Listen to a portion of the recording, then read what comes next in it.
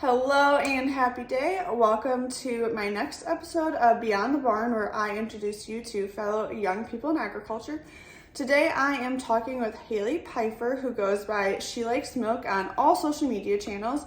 And she'll tell you a little bit more about her story, but she grew up on a small dairy farm in Pennsylvania and now serves as a rep in the dairy industry in the northeast part of the US, so the New England area. And her and I talk about all things growing up on a dairy farm, romanticizing agriculture to help better connect with consumers, and having conversations about agriculture with consumers online. So a lot of topics that I really like to talk about, and so we had a fantastic conversation, and I can't wait for you to hear it. We are here for the next episode of Beyond the Barn with Hailey Pipher, and her accounts on social media are She Likes Milk. So my first question is, obviously, you like milk, she likes milk. What is your agriculture story, and what is the story behind your platform? I guess I'll start from the very beginning of my agriculture story.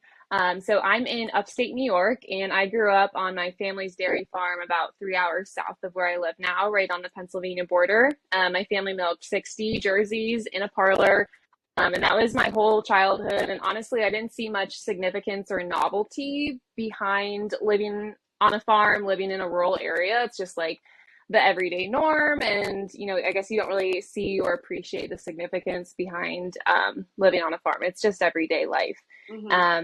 So grew up on that with my two older siblings and both my parents. I guess the specialty behind that was that I got to spend a lot of fun summers with my older siblings on our farm. Our mom stayed home and raised us. We didn't have to go to daycare. That was the specialness of living on a farm.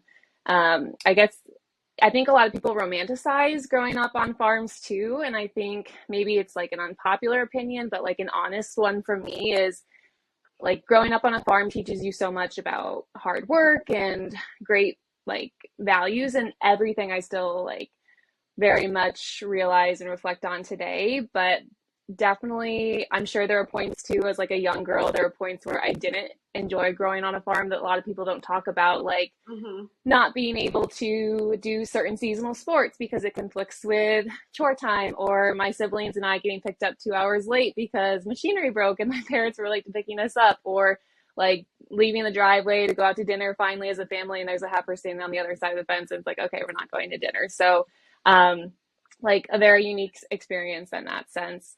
And when I was in about junior high, I'm the youngest of three, and my parents never put any pressure on us kids to come back to the dairy and take it over. So when I was in about junior high, my parents made some operational decisions of, we're a small farm, do we want to expand? None of us kids really expressed interest in coming back to the farm. So my parents chose to disperse our milking herd and raise replacement heifers and dairy steers for beef and crop. Which my parents still all do today. But at that time, we transitioned from milking cows to running an ice cream stand. My sister, mom, and I ran an ice cream stand for about 6 years in our community, which was really cool to be on the flip side of the business, and something I really enjoyed, that entrepreneurship and fully being able to be creative of okay, this would be a really cool ice cream sundae, or this would be really fun. And I was going to say, did you make your own ice cream, or did you wholesale ice cream from someone? We wholesaled. So we distributed ice cream from Perry's Ice Cream, which is an ice cream manufacturer here in New York. And that was the true essence of a family business too. That's what put me and my sister through college, and working on cleaning the ice cream machine till 2 a.m., but you're doing it with your mom and sister and having a blast. So I'm very grateful for that experience. And then I graduated from Cornell in 2019 and studied agriculture science and concentrated in dairy science there. So I knew that I wanted to work in agriculture in some degree. I just really struggled on deciding where. And I think that's the neat thing about agriculture as an industry is if you're in it, you're usually super passionate about it, and you can really appreciate for just how cool it is. I remember our dairy science club going to California and being exposed to citrus farms, cotton farms, pistachio farms, like everything. I was like, this is so cool. Like, I want to be a carrot farmer. How am I supposed to choose as a senior in college, like what to do? This is also interesting, which is, I think, like part of the reason I love agriculture. But I ended up sticking to my background and pursuing a career in the dairy industry and in the Northeast where I grew up. So out of school, I worked for a nutrition company for a few years, and that's now molded into me working for an animal health company. I work for the second largest animal health company in the world as their Northeast representative and account manager. We handle anything from dairy pharmaceuticals, vaccinations, parasiticides, antibiotics, and largely part of our business is feed additives for nutritionists. So to a professional degree, that's what I'm doing and staying immersed in the industry, which is kind of a perfect fit because like how many of us farm kids or people that grew up in agriculture went to college thinking we wanted to be vets? Like a good majority of us. Yes, Yep. so many, like my classmates, everything. And then we usually, or in my case, I took organic chemistry and I was like, okay, I don't want to do this. I took Like, regular chemistry and I could hardly get through that. And I was like, yep, so I'm screwed. never mind. Okay. But then you're left thinking like, okay, but now what? Like, I Right. don't necessarily want to like go back to a home farm. I don't really want to be a herdsman. Like, what are my options? And I felt like well, I could be a nutritionist. And then I took chemistry and I'm like, well, this is a lot of pressure and I don't think I can handle being a dairy nutritionist. So like, what else can I do? And I guess I didn't realize that an option like my job today is an option because I'm working with dairy veterinarians, I'm working with dairy nutritionists without the pressures of being a veterinarian and being a nutritionist. So it's kind of like a happy marriage of like an option working in agriculture that keeps you immersed in a lot of different facets. I have a lot of follow-up questions actually. Like, I just for them. word vomited everything. No, it's good. I like it. I just now I'm like, oh, I have so many directions of like questions I could ask. Yeah. So going back to your childhood and how you said like there's some parts of farm life, especially as a kid, that's like not as glamorous as people sometimes make it out to be. Were any of your other friends farmers or farm kids, or was it just like you and the most of your peers were not farm kids? So I went to a really small school too, like living in a really rural town. It was a very small school. There were very few of us that were farm kids, and we usually stuck together. But I guess that's when I started to acknowledge the novelty of it. Is like, okay, people from school want to come over and like play on the four wheelers, and I can like gross people out with like weird cow stuff. Like that's, I guess, where I started recognizing some differences. I asked that because I feel like whenever I talk to Avery's like parents, and they were always talking about how like when they were growing up, like there's a ton of farm kids in their class, and they are friends with a ton of farm kids and stuff. And then like I think of our generation Yeah. and how few of the farm like I didn't grow up on a farm, but here I am now involved in agriculture. But like there was not many farm kids, and so I'm wondering like how did you form friendships with people outside of outside of agriculture? I guess like what was that like for you? So I guess it came pretty natural, and I guess in some ways I probably gravitated to it more because there were probably luxuries that they could or flexibilities they could do that maybe I couldn't of like, okay, we're picking rocks this weekend, so like probably or if I want to get out of it, I can go hang out with them or something like that. But still in the rural community, I feel like everyone's pretty like open and accepting of agriculture. It's probably wasn't until I got into college where I started getting involved like more in social media and like came out from my rural childhood home and like, oh, people don't like cows or people don't like the dairy industry necessarily. Or there's some people drinking almond milk and like girls are pressuring me to do the same. I'm like, what? This is crazy. Like since when? But since always. And that is kind of what spurred me to get involved with New York State's Dairy Princess program. I spent 3 years doing that and served as New York State's Dairy Princess of like, okay, that really sparked a passion of I want to talk to people about it. I want to have conversations with people about it. And that from there just kind of like took off of I can make friends with anyone at a grocery store in the dairy aisle or anywhere of let's talk about milk and have conversations about it. That's funny you bring up in the dairy aisle at the grocery store. I always make a point, and I feel like people will think I'm weird for this, but if I see somebody at the grocery store like grabbing a gallon of milk or like grabbing beef, I always thank them for it and just say like, Um, "Hey, I know like." So I used to work for the dairy checkoff in the state, and so that was primarily when I would thank people for buying milk because I'm like, okay, these are like hardworking farmers. We gotta like give them the praise they have, and then now that we sell beef, also thank people for just supporting agriculture. But when you were in college, did you primarily hang out with like agriculture students, or I guess so? I'm picturing in my college, like we had our College of Ag campus, and then I would travel down to like the other side of campus, which is just mm. cows, where there's like the business school and all that stuff. I would have some classes down there, and there's like more of a separation. Were you guys like, did you primarily hang out with ag students? Did you hang out with other students? Like, what was that dynamic like? I think like our home base was like the agri dairy students as a community, but I know we all like really took it to heart to go take classes in those different business schools and always drive discussions up around agriculture because like they're not necessarily advocating for agriculture in those classes too. Like in some cases, it's really quite the opposite. So, and friendships formed in that area.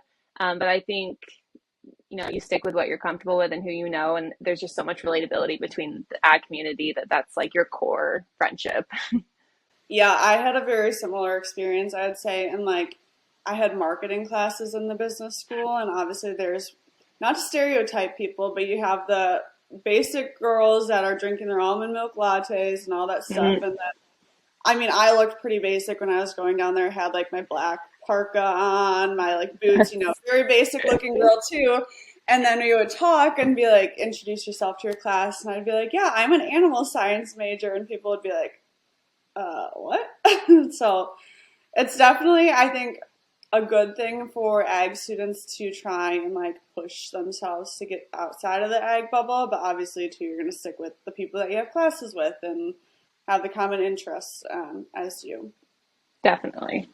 Let's head into talking about starting your Instagram page, website, your whole personal brand of She Likes Milk. Okay, awesome. So I started She Likes Milk actually 2 summers ago. And it really started because I referenced like growing up in family businesses, there's just like that entrepreneurial seed planted in you of like wanting to be creative. And like there's just so much fulfillment in doing work for like your own business or for something you really are passionate about that it doesn't feel like work. And like I think it was like a year into my career with my current job and I'm like, wow, like I'm right where I wanted to be. Like I have the job I want. I'm like, why am I feeling like I'm missing something, like some sense of fulfillment or like what makes me me? Like I'm no longer doing the Dairy Princess program where like that was a huge part of my life, honestly, of traveling and talking to people and I making connections with people and that was gone. And it's like so I almost feel like it was a little bit of an identity crisis of like, is this it? Do I just work this corporate career every day? And like, what makes Hailey Hailey anymore? Like, I don't even know. I miss that feeling. So that was one aspect of it. And another was just wanting to express myself and um, do more connection with agriculture with other people, I guess is the basis of it. So I said it started 2 years ago. It lived on my laptop for like an entire year. I never hit publish on it. I was afraid for a lot of various reasons. One is like comparison game and kind of imposter syndrome, looking at other people's agriculture accounts. And that's something I struggled with, like, I guess my whole life or since we sold our milking herd of like, where do I fit in the dairy industry of like, how many times in college do they have you stand up and say, okay, say if you're from a farm or not, where you're from. And it's like, okay, like my family doesn't milk cows anymore. So do I, like, am I from a farm? I don't like, where do I fit into the dairy industry or the dairy space anymore? Um, so I knew that I'm not a farmer. Like I have weekends off. I work a corporate job. I like to travel and go to the city and like love talking about makeup and clothes. Like I don't look like a typical necessarily like farmer on Instagram. Like am I going to be accepted in this space? But finally last summer, I was like, you know what am I living for if like I can't do what I want and what makes me happy? And like Yep. time to just carve my own lane. Like I very much had this idea that there was only one lane of how to be an advocate online, and you had to be on a farm every day taking videos of cows. And I was like, I'm just going to carve my own lane. If people want to follow along, they can. If not, like I'm happy just doing it for myself. So I started that last year, and it's grown. And just I always tell myself too, I set very low expectations so that I wouldn't disappoint myself. But I tell myself every day too, if nothing else, if I can like uplift one person in a day, or it can make one person feel a little more confident in their food choices, then it's a success. And a great outlet for me to work on. I feel like you and I have similar-ish backgrounds and like thoughts about using our social media platforms for advocating for agriculture. So I'm like the opposite, where I didn't grow up on a farm. I mean, I was connected to agriculture, but because my grandparents had a dairy farm, but then like, you know, I wasn't that typical farm kid, but I was always drawn to agriculture. And I'm like, well, that's a unique story too to share. And I think too, something that Annalise Wagner and I talk a lot about, she's modern day farm chick, is sometimes the best way to talk about agriculture is to not talk about it and to use like your other connection points and your other things about you to connect with people outside of agriculture. Because honestly, if you're just going to sit there and just talk about cows all the time, I've tried that. It doesn't work. Like, people don't care when you're like, when you're already not in their bubble and then you're just talking about something that they just don't really care to think about, then like you're not going to be connecting with them. It's always finding something like a common ground with people, I feel like, and then you use that to then like, I don't know, like if I were to talk about like, for example, an in-person interaction the other day I was doing a workout class at our yoga studio, and I was talking to one of the people afterwards, and they asked me what I was going home to do, and I was going home to pack some beef orders, and I was like, oh, I have to go home and like after I shower and stuff, head over to the farm, and I'm gonna like pack some of my beef orders and do some beef deliveries. And they were like, "You're gonna do what?" And then I got to like, talk to them about like how we like raise beef, sell beef direct to consumer, and then that like led to a sale too. So it's always like Wow. finding connections of like other things with people, and then you can bring in the fact something about agriculture. But that's something like I try to do too, is like I'm not just going to be spewing facts. Like a lot of times too, with like the people's attention spans, like it's just going to go over their head too right Yes, now. totally. I think that, yeah, that approach is so smart. And it's, if people, I think, like are struggling with inspiration or like, am I positioning this correctly? Like, I feel like a great way, or something I reflect on a lot, is like, how am I sold things? Because I talked to you about this the other day. I'm a victim of consumerism. I am on TikTok, and if I see someone talking about a product, I'm probably going to go to their Amazon storefront and check it out. So, like, how are they positioning things? And it's because I'm relating to them about something. Like they're a 25-year-old girl also, or like just be a normal human being to them. And I think the ag industry is developing a long way, because we're no longer like just a man in overalls anymore. We're developing along that timeline.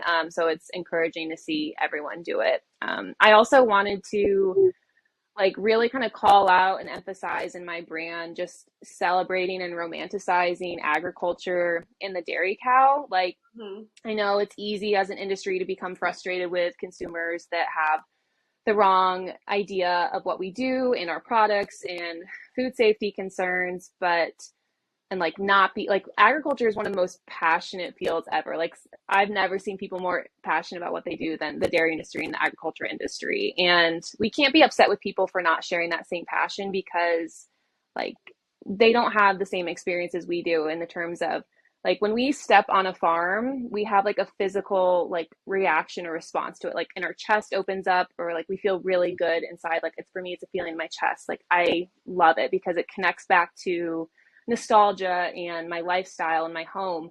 Or when I walk into a creamery, or when I walk into like the dairy aisle and get the smell of milk, like that evokes an emotion from me. So I can't be upset that people don't have that same emotion or experience. So like, how can we build that like physical reaction emotion for people like on a page or online?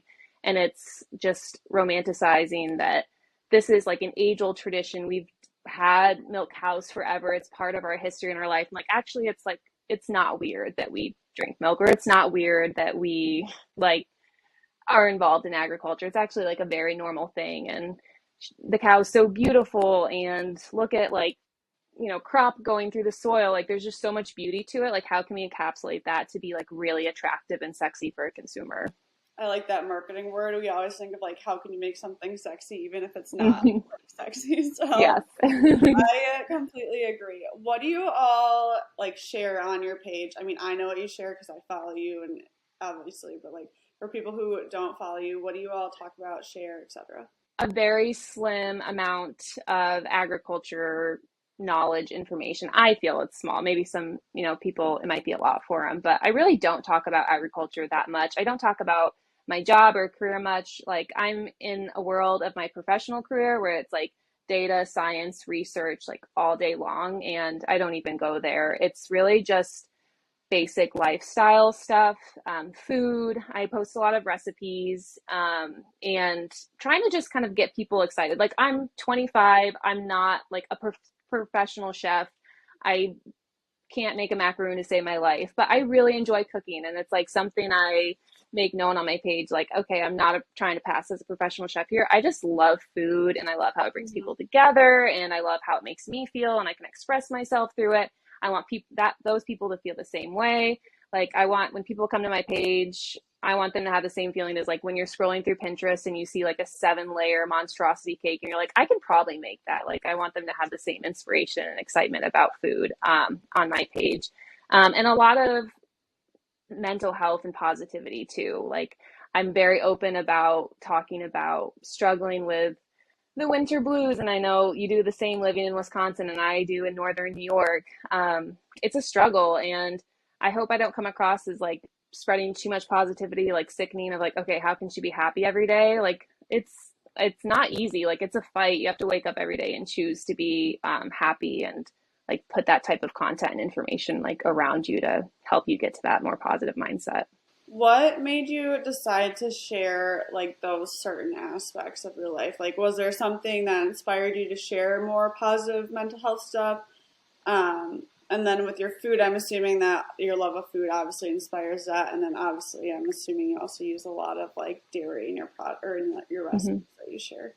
Yeah, so it's definitely a challenge or more uncomfortable to get yourself in front of the camera. Like to be starting, it was all food because that's easy to just capture food and share it. And I'm not in front of the camera and I'm not talking about my life. But, the more cadence I got to posting and sharing about just what I'm eating in a day, I'm like, you know what, this is also what I'm doing a day. And people care. I mean, some people do. And it helps me build relationships and connections with people that I really value and make all of it worth it. But it was a struggle for me to like get in front of the camera and start talking about my life. And you question, okay, do people actually care? Is this like reaching any type of audience at all? But I know it's something we struggle with, and I'm really inspired by like our generation just being so open about everything. Like, not something I see on TikTok a lot of like, even if it's something as silly as like, um, I really like this product, and we all talk about like Stanley cups. Like that's silly, but I love how like it's something small we all bond around, and I like how we are just so open about stuff of like, hey, I don't really like toxic corporate work environments, and our generation just like blows it up on social media and talks about it. So I like the normalcy that we're creating around the space, and the more we talk about it, the more comfortable it becomes. I completely agree. Your bio says, gonna not say it verbatim, but something about like for the recipe, like the skip to recipe, the people that click skip to recipe, and I have to thank you for that because I like it's one of my biggest pet peeves is like when you're trying to figure out how to make something and you have to scroll through so many things, and I know why. Like with my marketing background of why they do it because obviously like affiliate links and like you have to have certain things on your page to rank with Google and all that stuff, but it just drives me crazy. So I appreciate that you share that and have that. Yes. Yeah, definitely. I share the same frustration too. That's what inspired that. But I agree, like what you're saying about like our generation, and so I'm 25 too, and we're like on the cusp of like the Gen Z and I millennial. know, what are we? I feel like I vibe more with Gen Z, but then there's some things where I do it, and I'm like I'm such a millennial as I'm doing Yeah. this. But like I saw a TikTok the other day that was talking about like put a finger down if you were like somebody like our age and like what different things you remember. And like there's stuff like if you had a webkin, like put a finger down, and like the time before there was like iPads, put a finger down and stuff like that. And I was like, yep, we just fit in like all the different things. But I agree. So I'm wondering on your perspective of social media. Obviously, we're both do social media, but like, do you feel like social media is like because there's also the thing about social media and like mental health of like, is it ruining or hurting our mental health? Like, what's your take on that? I think, like a lot of things, it's a balance, and I can definitely tell when I'm like about to cross the line of that balance. Like internally, I try to make myself aware of how am I feeling? Okay, why am I feeling this way? What's influencing this? And like sometimes come the weekend, I just want a day off my phone because find myself getting caught up on who's seen my story or like how many likes do I have or did I gain followers today? And that's like unfortunate. And I don't love saying that out loud, but it's the truth and the fact of the pressure social media can create around us and make you question like, is the work I'm putting out as good as this person's, or am I as worthy to be on the space like this person is? And it can really fill your head with the doubts. I think the best thing I've done to control that is like choosing what's in front of you. Like I don't even go on my personal Instagram anymore because I just can't stomach like who like all the different energies that I follow. It's just not coherent with Yeah. what I'm trying to do. But I make a point on my page. I just follow things that inspire me, or I like how my feed is just food or positive quotes, those types of things. It's like feeds your mind. It really does. So it's really important to be mindful of those things. But yeah, it can wear on you. Social media definitely can. And I haven't had too many negative run-ins, I guess, as far as feedback from like followers or accounts on my work, and I know that will happen someday and I'll take it to heart because I'm a very sensitive person. But you can, what's the quote, you can be the ripest peach and someone's not going to like a peach too, and that's not enough of a reason to keep you from doing what makes you happy and makes you feel who you are. Where do you find inspiration for like what you share? A lot of the time Pinterest. I'm like a big library girl, which I feel like once I turn 25, I feel myself turning into a grandma because I love to garden and be in bed by like 8 and go to the library. But um, Pinterest, the library, and I think I've like always had a very clear idea on like the kind of life that I want growing up. Like I knew what kind. Oh, I see your doggy back there. Oh, Hi, sorry. she She's creeping. is Sorry. very upset with me because she would like to go. I'm pointing to the outside world. She Yep. wants to go Yep. there. Okay. Sorry, I get so distracted by dogs, but She just looks so grumpy behind you right now. yeah, she does. It's creeping over your shoulder. But yeah, I've always had like a clear idea on like what I want my life to look like, and I definitely romanticize that. I just romanticize everything, and like I'm sure people hear me talk about that a lot, but it's why not just like aim for the kind of home that you want or the kind of foods that you want. Like growing up, like seafood was like a luxury, like a cool thing to have like for family dinner night. I'm like, why not have like fish, shrimp, and scallops all in the same meal? Like, why not? It's kind of just setting your own rules to life, and um, I think it's just venturing out and finding yourself as an individual too, of the kind of life you want to live and the experiences you want to fill it with. We kind of already touched on this, but how do you connect with people outside of agriculture? And like, do you are you trying? I'm assuming you're trying to connect with those outside of agriculture. So like, what do you use to connect with them? And like, is it just over a social media? Is it with people in person? I know like when you were the dairy princess, like obviously you have that as your way to connect with people. And I mean, we talk about our regular lives, but like, what do you specifically do? I guess over social media, I'm thinking about the community I engage with. I kind of base my platform around food. So a lot of the accounts I follow or engage with on a daily basis are other food accounts or food bloggers or bakers. And Hmm. I connect with them by talking nothing about agriculture. And when it comes up, it's like, oh yeah, by the way, I like do this for work, or by the way, like I saw you post this about having concerns around like the food in the stores, just so you know, like everything's totally safe and okay. Or I see them like commenting on anytime I will share an agriculture reel. They're like, "This is awesome! Like support to farmers," and it's like, okay, more people support agriculture than you think.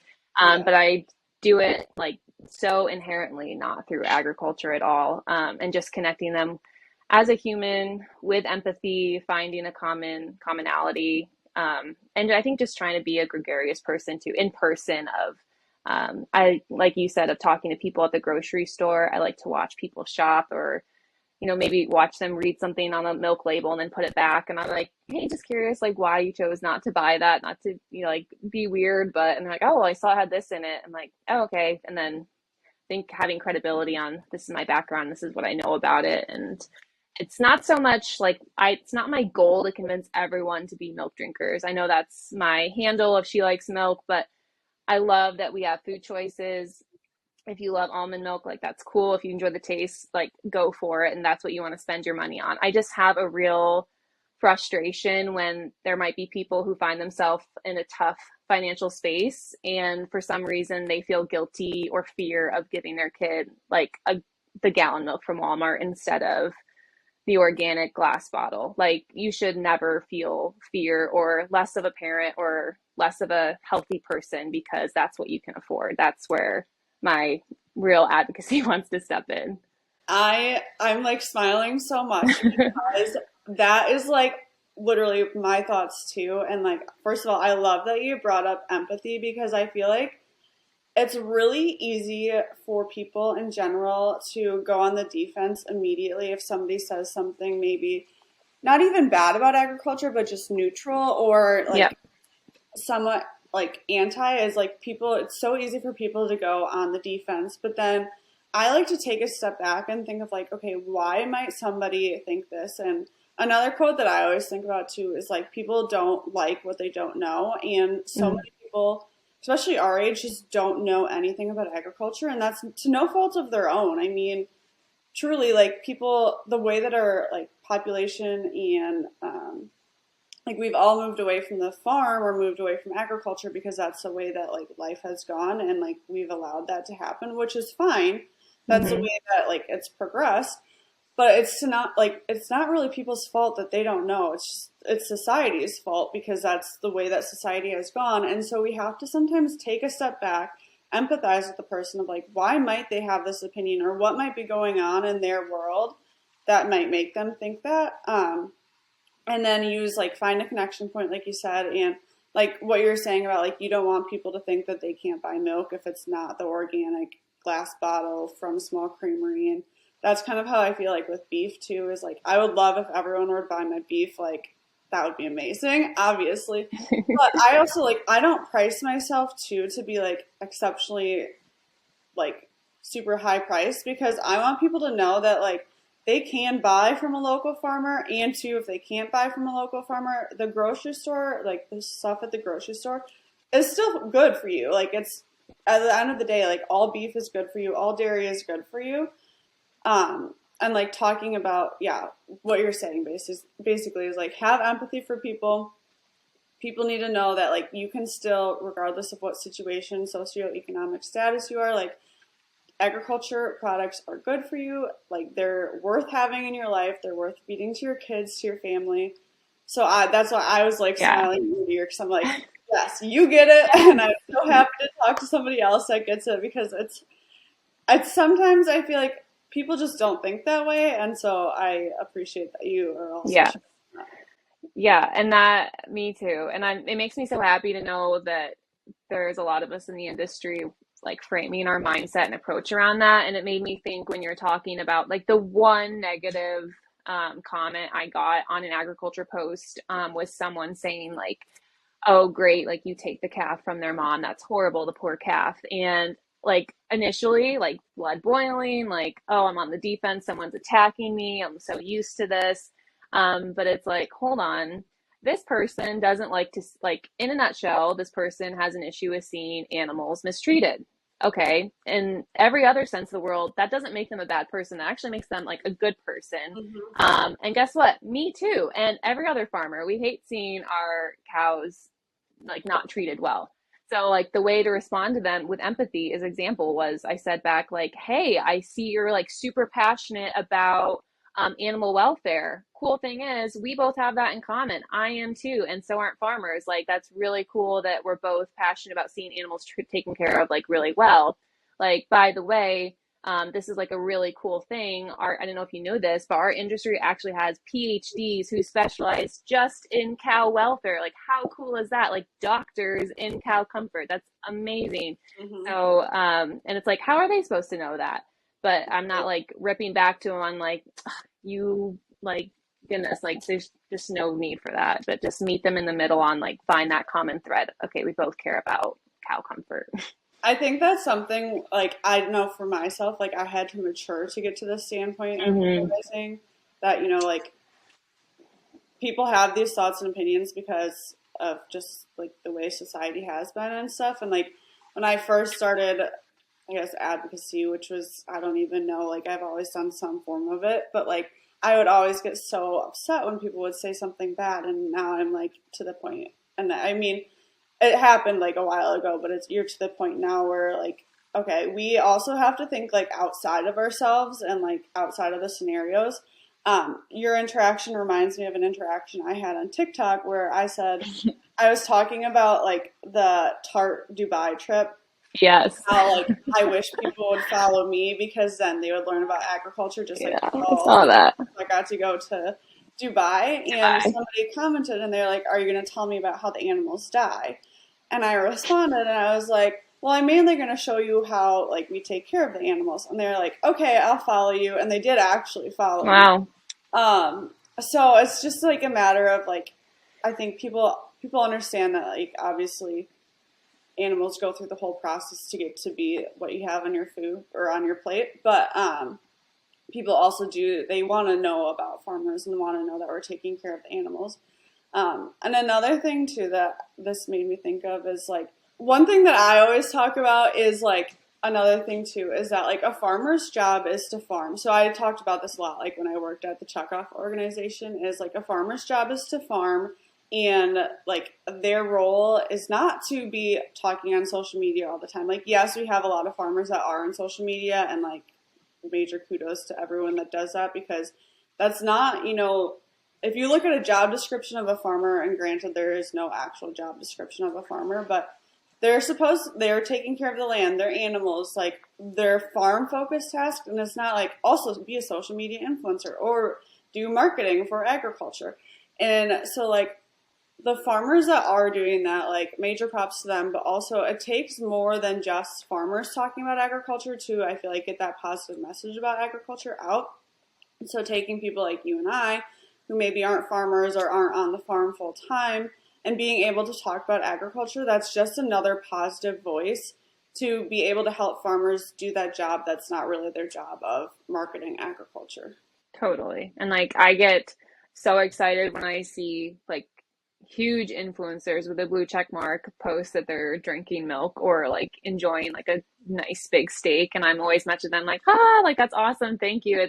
It just goes such a long way of everyday people like being okay with it. And I say all the time too, if I didn't come from an agricultural background, I would 100% be like sold into everything. Like as a mom, I'd be probably buying into every marketing scheme like 100%. So it's cut people some slack, I guess. Do you remember what you were just said about like when you see people post about agriculture? I'm looking Mm-hmm. on Instagram right now. Did you see like when Rada, she had the gonna need milk? I gotta see if it's Oh, here. I She think so. she worked with Gonna Need Milk, which is Milk Pep, which is the milk processors. It was in December, but she posted. there's a lot of celebrities. They've been working with a lot of oh, here it is actually. Um, Gonna Need Milk has been working with like a ton of different celebrities to do kind of like a revamped version of the Got Milk with like the milk mustache, but like let's make it trendy again. And there's so this girl has, for people that don't know, 29.7 million followers on Instagram, and she posted like an ad for milk and drinking milk. And reading through the comments, I don't know if you do this too, like with things like that. Like I'll read through the comments and I'll say something positive, like comment something positive to that person, and then read through and like try to like respond to comments too of like, hey, I am involved in agriculture, or I have like a dairy understanding or background. Like here's what I know, or here's what I know about beef. Um, I don't know, but it's really fascinating also to see marketing like that. It is. And I did see that post, and I had to stop looking through comments too because I definitely got in the comment lead section of kind of negative ones. And that can just be, it's not productive, I guess, Yeah. to see that, but it can be productive to see like the genuine concerns or like inquiries of people, because that can help us better like create content or know how to approach people better, like what are their concerns. So I call that just market research. What makes me feel better about scrolling through social media of like what are people seeing, worried about, thinking, how are they making their decisions. There was some other celebrities too that I know posted that, and like they turned off their comments on their pages, or their Good. posts about that stuff, and I'm like, oh, I just that makes me sad because I'm sure there's also so many people in there that were like supporting agriculture or Yeah. supporting dairy or like had genuine concerns, but then it got shut off. But Yeah. I want to flip switches a little bit and go back to because you're talking about market research. Are there any like pop culture like podcasts or like things like that that you like to follow and engage with, or of that sense? Like I know I listen to the Skinny Confidential podcast, which do you listen to that podcast at all? I have some, yeah. Sometimes I really like their podcast, but sometimes some of the things that their guests say, I'm like, you don't understand agriculture, because they'll talk about something with agriculture, but I like to listen to it for market research purposes, like you were saying, to like get a better understanding of like what are people saying about agriculture and like how can we counteract that. So where do you draw your inspiration from like that? So I have listened to that podcast before, and you really have to kind of like filter out the extremes of everything, but and then kind of just minute or tease out like what is the actual concern here or thought process. Um, a lot of it is I just like to watch people grocery shop too and actually see what people are putting in their carts or how they're choosing. And like, do you have kids in the cart? Are you like a young girl our age that's in like fitness clothes? Like, how are you choosing to buy that? And just social media, like what are people talking about, the what I eat in a day, a great way to see what different age demographics, male, females, are choosing to eat in a day, and reading through the comments because that's where it all comes out. Mm-hmm. um, I do think it's interesting. I do follow Paige Lorenz and her brand Dairy Boy a lot.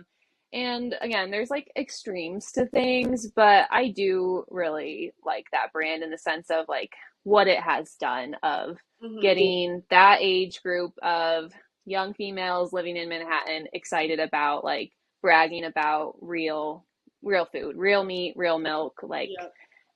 and that's the like brand it, romanticize it, make it look like, make it be cool again. Like I want to wear a sweatshirt that says dairy on it. Like heck yeah, like break the stigma of ordering almond milk in my latte.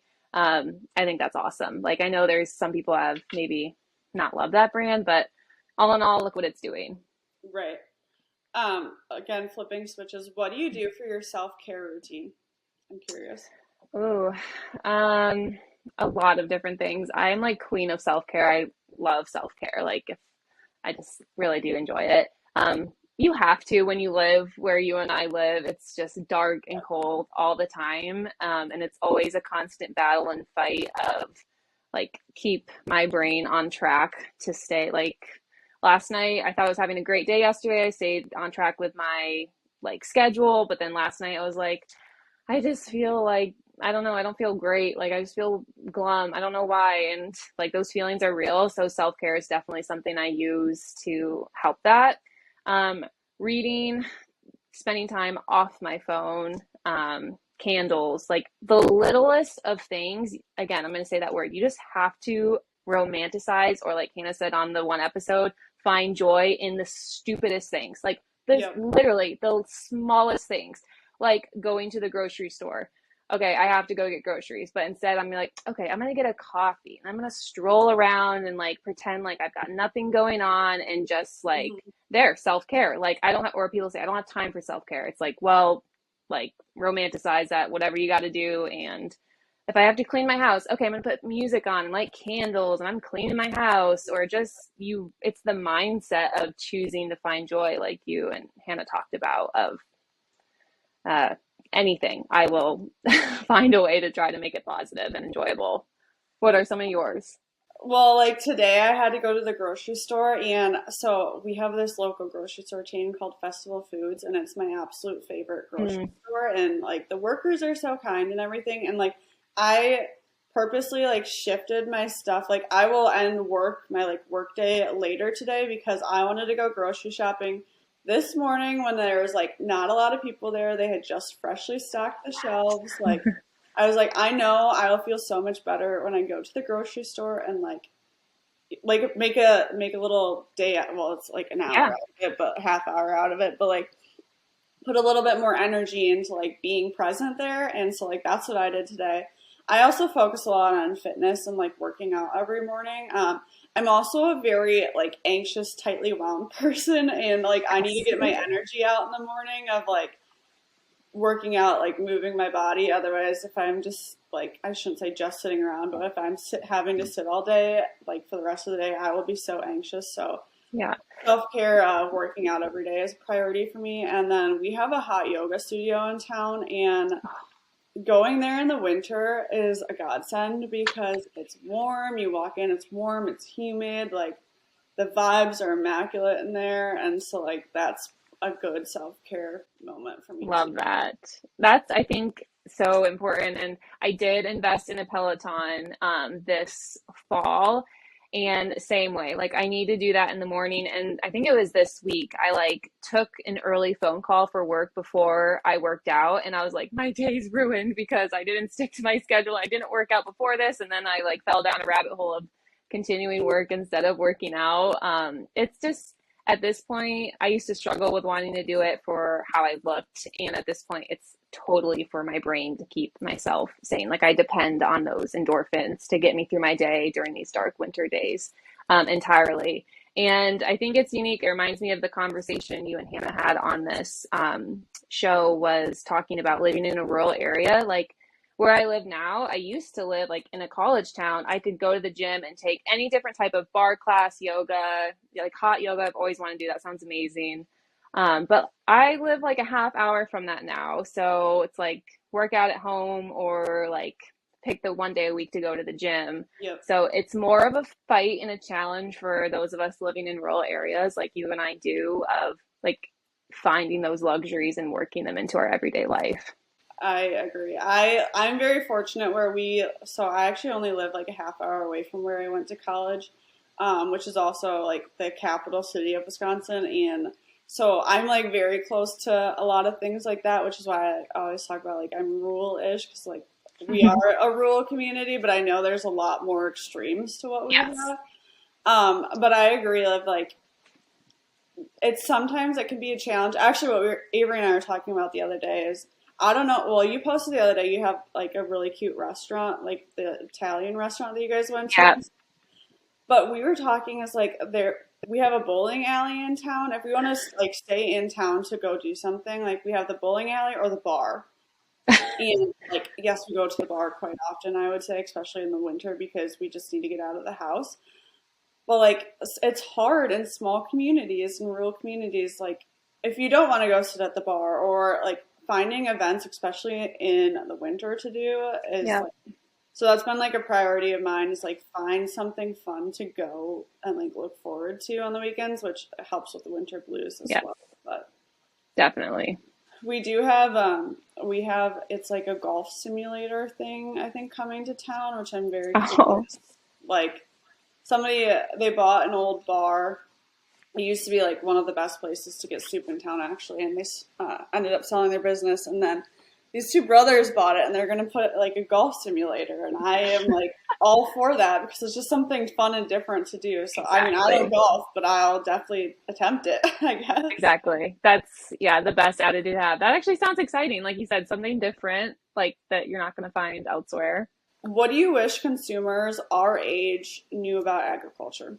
Like, if there's one thing that you wish like everyone had distilled or instilled in their mind of like about agriculture, about farmers, but they're our age, what would that be? I think I'm gonna go with two. One is I feel like there's this kind of culture in our generation, and it's cool, like if that's what we want to, spend our money on. But I feel like there's this kind of push of having like the highest quality products of like the greens powder or like the best pre-workouts or like we love our little diddlies of things like that we do.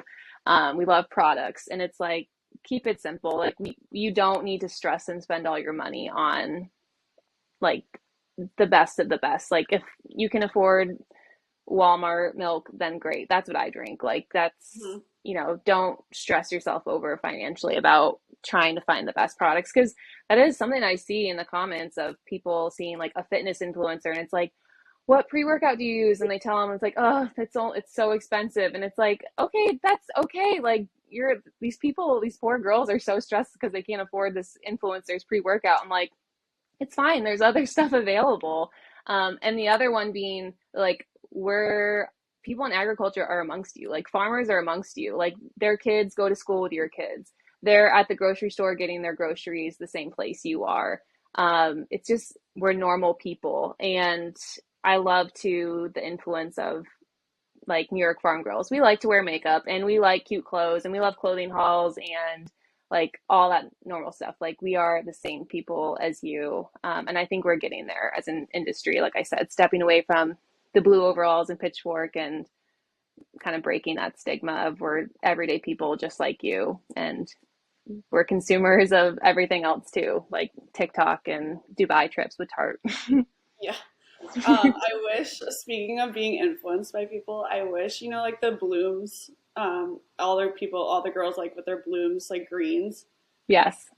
I wish we could have everyone just like gets a normal glass of milk and everyone's talking about like, gotta drink my milk for the day Yes. instead of gotta drink my blue or my bloom for the day, whatever it's called. I don't Yeah. fall down that hype at all simply because I would rather eat real food to get like my nutrients. I don't know why. I mean, I do know why. It freaks me out to think about, and no hate to people that do drink it, but Yeah. like I'm like get so freaked out about like what is in this powder. Like, Yeah. like Yeah. It's give me some broccoli, give me some apples. I don't know. Like, Yeah, the chokehold that it has on our society is insane, the greens powder. And just like you can pull all the nutrients you need out of normal food. Like if you aren't, maybe that's a problem. Like reevaluate your diet of put in yeah, more wholesome fruits and vegetables. Like we can get everything we need out of the food available to us. right. But we are going to end on consumerism because I'm going to ask you, what is your favorite pop culture trend? Okay, so I remember you and Hannah talked about the Stanley Cups, and I have to say, so I decided last weekend I was like, I want one. That's it. And then the day I decide, I like look online and find out that they're like sold out everywhere and worth like $130.